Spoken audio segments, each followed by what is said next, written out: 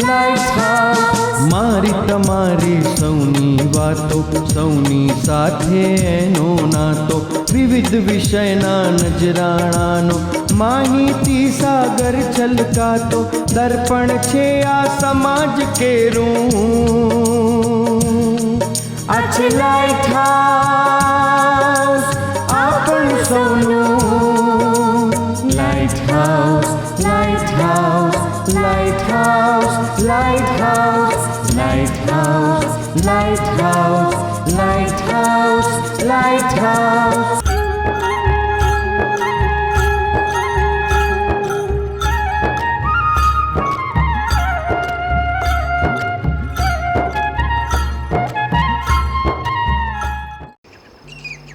સૂરજના પ્રથમ કિરણો સતલાસણા તાલુકાના આ વિસ્તારને અતિ સુંદર અને આહલાદક બનાવે છે.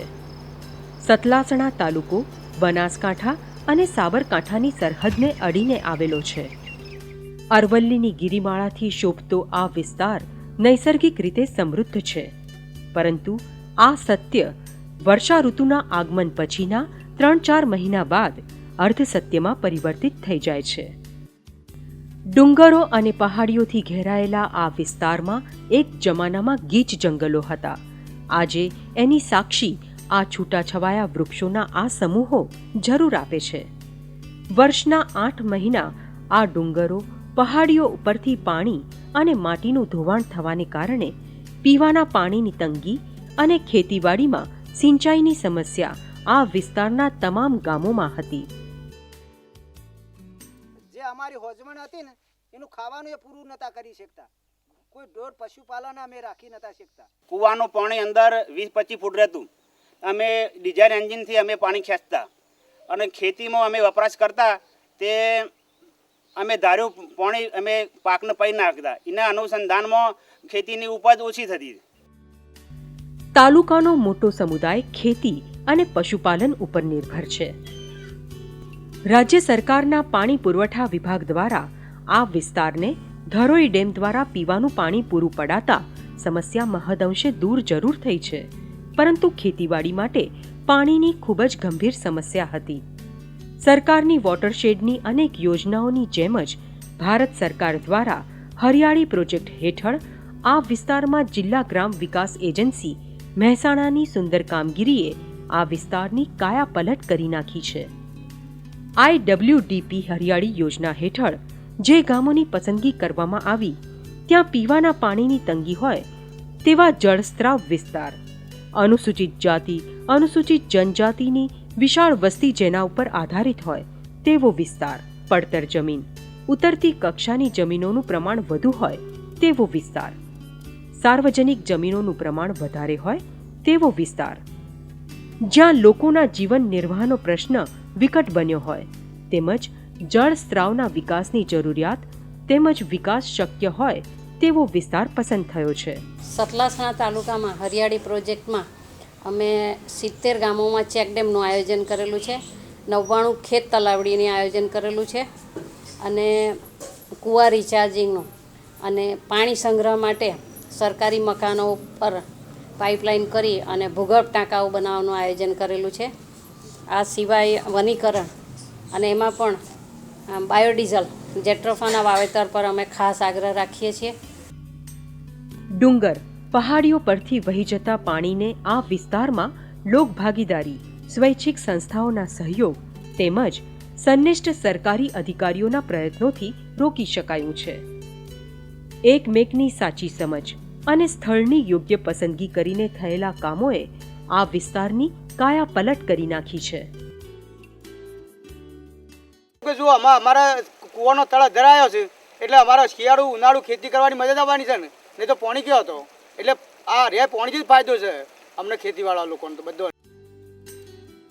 આ સમગ્ર કાર્યમાં ગ્રામજનોની વિકાસની ભૂખ તેમજ સ્વૈચ્છિક સંસ્થાના સંનિષ્ઠ પ્રયત્નોની સાથે સાથે જિલ્લા ગ્રામ વિકાસ એજન્સી મહેસાણાને પણ બિરદાવવી જ પડે. ચેકડેમોની અસર આ વિસ્તારની ખેતીવાડી ઉપર ચમત્કાર પુરવાર થઈ છે.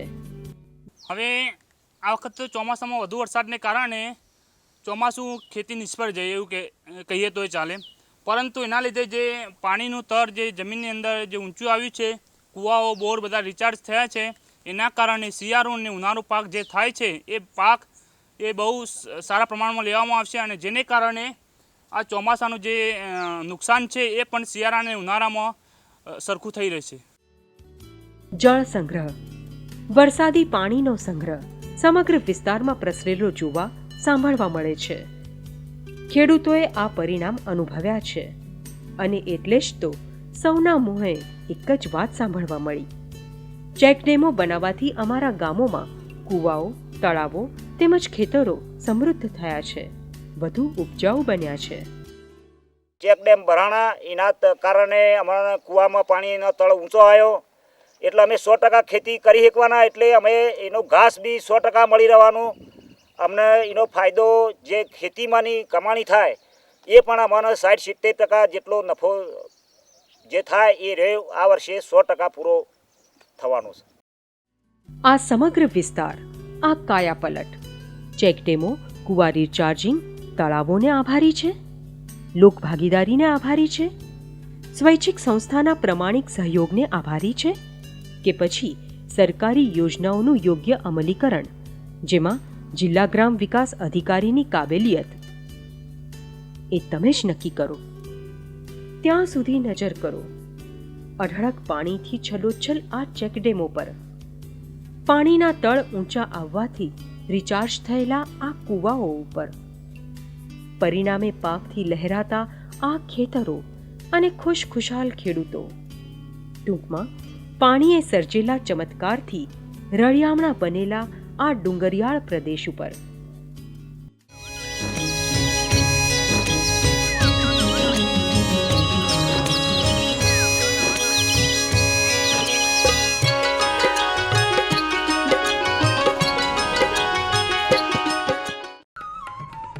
ખરેખર તો કુદરતે આપણને સોંપેલી આ અમૂલ્ય સંપત્તિ આપણા માટે ગૌરવ છે.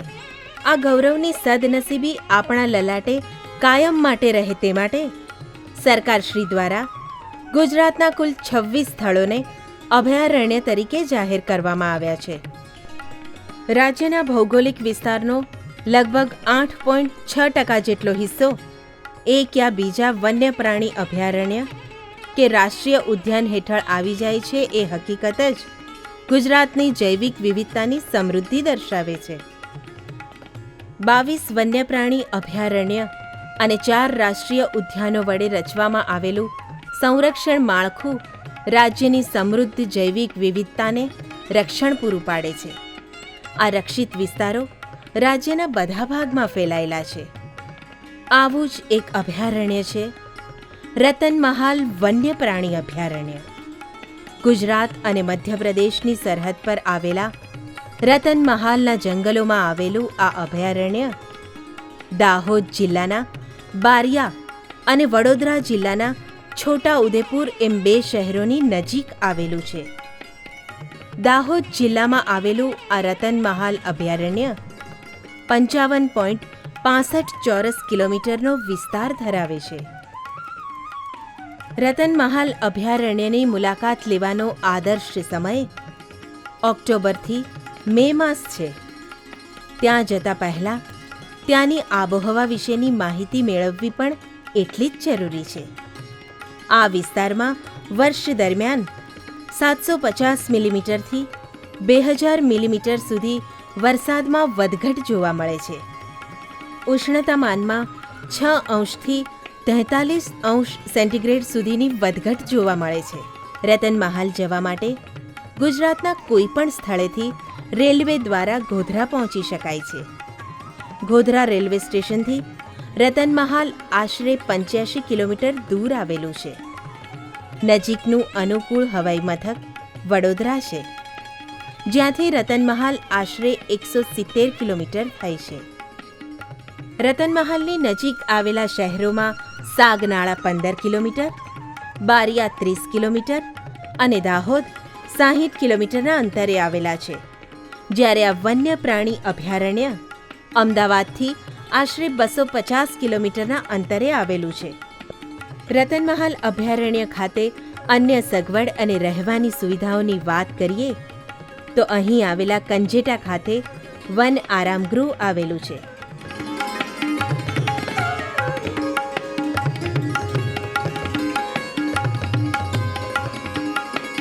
આ ઉપરાંત રતનમહાલથી 60 કિલોમીટર દૂર આવેલા દાહોદ ખાતે સાધારણ અને સારી રહેવા જમવા માટેની હોટલો આવેલી છે.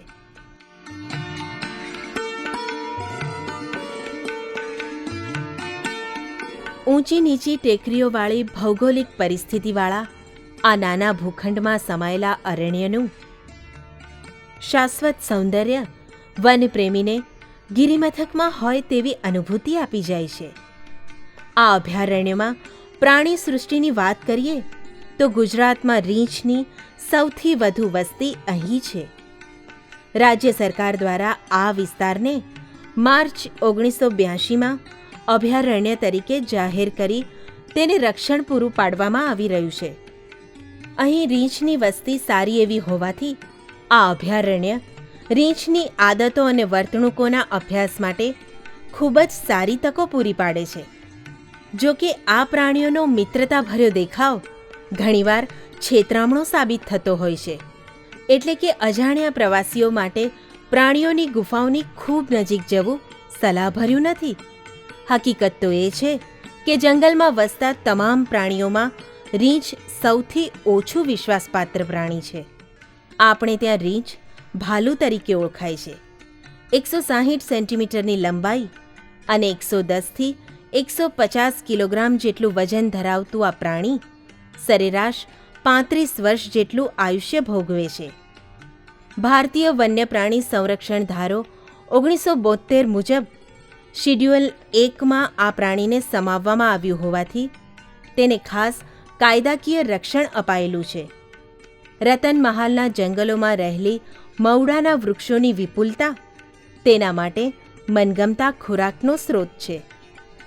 આ પ્રાણી ખોરાકની શોધમાં મુખ્યત્વે રાત્રિનો સમય પસંદ કરે છે. નિશાચર એવા રીંછ તેના પ્રિય ખોરાક મધપૂડા માટે વૃક્ષો ઉપર ચડે છે તો ઉધઈ માટે ઊંડે સુધી જમીન ખોદે છે. ઉધઈના રાફડા રીંછ માટે ખાદ્ય ભંડાર છે. જ્યાં કુદરતે મન મૂકીને સૌંદર્ય વેર્યું છે એવા 56 ચોરસ કિલોમીટરના આ અભયારણ્યમાં જાણવા અને જોવા જેવું બીજું ઘણું બધું છે. અહીંની પ્રાણી સૃષ્ટિમાં ઘણું બધું વૈવિધ્ય છે. રીંછ ઉપરાંત દીપડો, ઝરખ, શિયાળ, નોળિયો, જંગલી બિલાડી, ચોશિંગા, શાહુડી, વણીપર અને વાંદરા જેવા સસ્તન પ્રાણીઓ પણ જોવા મળે છે. ઊંચી ટેકરી, ખીણો અને મોટા મોટા વૃક્ષોથી સભર આ મનોહર અભયારણ્યમાં નાગ, કાળોતરો, ખડચિતળો અને લીલો ચિત્તળ જેવા ઝેરી સાપો પણ જોવા મળે છે. તો અજગર, આંધળી ચાકણ અને રૂપસુંદરી જેવા બિનઝેરી સાપ પણ અહીં જોવા મળે છે. રતનમહાલના આ જંગલોમાં પક્ષીઓની 147 જાતિઓ નોંધાયેલી છે, જેમાંની 16 જાતિઓ જમીન પરથી ખોરાક લે છે અને જમીન પર જ માળા બાંધે છે, જેમ કે રાખોડી, જંગલી મરઘા, તેતર, લાવરી વગેરે. આ ઉપરાંત અહીં જોવા મળતા અન્ય પક્ષીઓની જાતિમાં સુરપાણના પોપટ, ઘંટી ટાંકણો, લક્કડખોદ, દરજીડો તેમજ સુગરીનો સમાવેશ થાય છે. રતનમહાલના જંગલોની તમામ માહિતી અને શિક્ષણ અહીં આવતા પ્રવાસીઓને સરળતાથી અને રસપ્રદ રીતે મળી રહે એ હેતુથી જંગલ ખાતાએ અહીં એક નાનકડું પરંતુ અદ્ભુત સંગ્રહસ્થાન ઊભું કર્યું છે. પ્રાણીઓ અને પક્ષીઓની જેમ અહીંની વનસ્પતિ સૃષ્ટિ પણ સારું એવું વૈવિધ્ય ધરાવે છે. અહીં કુલ 543 જાતની વનસ્પતિ નોંધવામાં આવી છે. અહીં મુખ્યત્વે સાગ, દૂધેલો, સાદડ, ટીમરું, આંબળા, વાંસ, ધાવડો, કાકડીઓ, મવડો, ખાખરો અને જાંબુના વૃક્ષો જોવા મળે છે. રતનમહાલનો આ વિસ્તાર વૃક્ષોની કુલ 119 જાતો, ઝાંખરાની 40 જાતો, છોડની 238 જાતો, ઘાસની 48 જાતો, વેલાની 87 જાતો, અંશતઃ પરોપજીવી વનસ્પતિની 2 જાતો અને શતાવરી જેવા ઔષધીય છોડની 9 જાતોથી સભર છે. પ્રાણી, પંખી અને વનસ્પતિનું આવું વૈવિધ્ય ધરાવતો આ વિસ્તાર ઇકોલોજીની દ્રષ્ટિએ તો મહત્વનો છે જ, પરંતુ જલ સંગ્રહ માટે પણ મહત્વનો છે. રાજ્યની ઘણી ખરી વન્ય પ્રાણી સૃષ્ટિ જ્યાં આવેલી છે તેવા 4 રાષ્ટ્રીય ઉદ્યાનો અને 22 વન્ય પ્રાણી અભયારણ્ય વન પ્રવાસના મહત્વના પડાવો છે.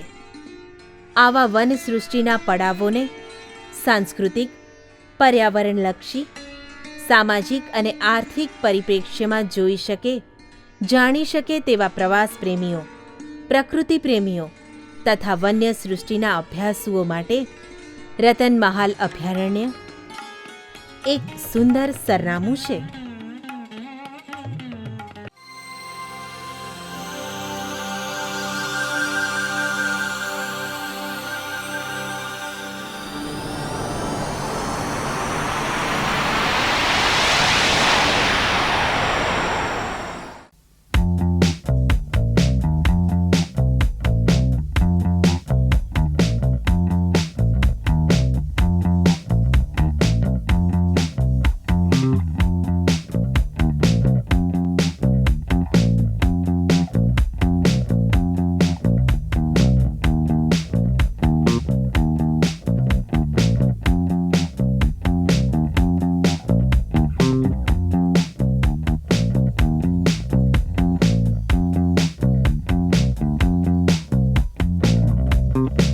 તો જોઈએ પથરી શું છે. કિડની સ્ટોન એક ઘન પદાર્થ જે કિડની પેશાબમાં રહેલા અમુક તત્વોનો બનેલો ઘન પદાર્થ છે. જ્યારે પેશાબમાં અમુક તત્વોનું પ્રમાણ વધી જાય, એની સાંદ્રતા વધી જાય, ત્યારે એનું ક્રિસ્ટલાઇઝેશન થાય અને એના લીધે એ ક્રિસ્ટલ ભેગા થઈને જે ઘન પદાર્થ બનાવે એને સ્ટોન અથવા તો પથરી કહેવામાં આવે છે. હવે પથરીના લક્ષણો વિશે પણ જાણી લઈએ. પથરીના લક્ષણોમાં મોટાભાગના દર્દીઓને કમરના ભાગમાં દુખાવો થતો હોય છે, જે ખૂબ જ સિવિયર હોય છે અને એ એક ચૂંક પ્રકારનો દુખાવો હોય છે, જે કમરના ભાગમાં પાછળથી ધીમે ધીમે આગળ અને નીચેના ભાગમાં આવે. પેશાબમાં બળતરા થઈ શકે, પેશાબમાં લોહી આવી શકે, પેશાબ અટકાઈને બી આવી શકે, વારે ઘડીએ જોવાની ઈચ્છા થઈ શકે, પેશાબ થઈ ગયા પછી બાકી રહી ગયો હોય એવું સેન્સેશન પણ કેટલાક દર્દીઓને આવી શકે. આ ઉપરાંત પેશાબમાં ઇન્ફેક્શન થાય તો તાવ પણ આવી શકે, ઉલટી અને ઉબકા પણ થઈ શકે દુખાવાની સાથે. પથરીની સારવાર કેવી રીતે થાય છે તે પણ સમજીએ. પથરીની ટ્રીટમેન્ટ પથરી ક્યાં આવેલી છે એની ઉપર અને એની સાઇઝ કેટલી છે એની ઉપર નિર્ભર હોય છે. આપણે આ ચાર્ટમાં જોઈએ તો જો પથરી કિડનીમાં હોય અને એ 5 થી 6 મિલીમીટરથી નાની હોય તો એવી પથરીને આપણે દવાથી કાઢી શકીએ છીએ. કારણ કે આ જે નળી તમે જોશો તો એ ઉપર પહોળી હોય છે, જેમ જેમ એ નીચે જાય એમ એમ એ સાંકડી થાય છે અને નળી જ્યારે પેશાબની થેલીમાં ખુલે છે ત્યારે એ નળીનું છિદ્ર 2 થી 3 મિલીમીટરનું હોય છે. એટલે પથરી 2 થી 3 મિલીમીટરથી નાની હોય તો દુખાવા વગર નીકળી જાય, જે દર્દીને ખબર બી નથી પડતી હોતી. પણ જે પથરી 4 થી 5 મિલીમીટરથી મોટી અને 6 થી 7 મિલીમીટર સુધીની પથરી દુખાવા સાથે પણ નીકળી જઈ શકે. દવા આપો તો એ દવાથી એ પેશાબમાં નીકળી જાય. એટલે 6 થી 7 મિલીમીટરથી મોટી પથરી જો કિડનીમાં હોય અહીંયા ગાડી તો એવી પથરીને અમે લિથોટ્રિપ્સીથી કાઢીએ છીએ. જે પથરી 20 મિલીમીટરથી મોટી હોય અને કિડનીમાં હોય તો એને અમે PCNLની પદ્ધતિ, જેને દૂરબીનનું ઓપરેશન કહેવામાં આવે છે, કે જેમાં કિડનીમાં આ રીતનું એક પેન જેટલી જ સાઇઝનું કાણું પાડવામાં આવે અને એમાંથી દૂરબીન નાખી અને પથરીને તોડીને કાઢવામાં આવે છે. જો પથરી અહીંયા નળીમાં કોઈ બી જગ્યાએ ફસાયેલી હોય તો એવી પથરીને પેશાબના રસ્તામાંથી નીચેથી જ દૂરબીન નાખી, જેને યુરેટ્રોરિનોસ્કોપી એટલે URSની પદ્ધતિથી એ પથરીને તોડીને કાઢવામાં આવે છે. અને જે પથરી અહીંયા પેશાબની થેલીમાં હોય એને સિસ્ટોલિથોલેપેક્સીની પદ્ધતિથી કાઢવામાં આવે છે. હવે પથરીનું ઓપરેશન આપણી આંખે જોઈએ. હવે પ્રેક્ષક મિત્રો, તમે આ જે ઓપરેશન જે જોયું, જે ફક્ત 25 થી 30 મિનિટમાં પતી ગયું અને એક પેન જેટલા નાનકડા કાણામાંથી આ સમગ્ર બધી જ પથરી અમે કાઢી નાખી. આ દર્દીને એની જે રિકવરી છે 2 થી 3 દિવસમાં એની રિકવરી થઈ જાય છે અને એ પોતાનું કામ 3 થી 4 દિવસમાં એ નોર્મલ કામ કરતો થઈ જાય છે. આ ઓપરેશનના ફાયદા એ છે કે એમાં લોહીનું જે લોસ હોય છે, બ્લડ લોસ ખૂબ જ ઓછો હોય છે. પેશન્ટને મોટાભાગના દર્દીઓને અમારે લોહી પણ આપવું નથી પડતું હતું.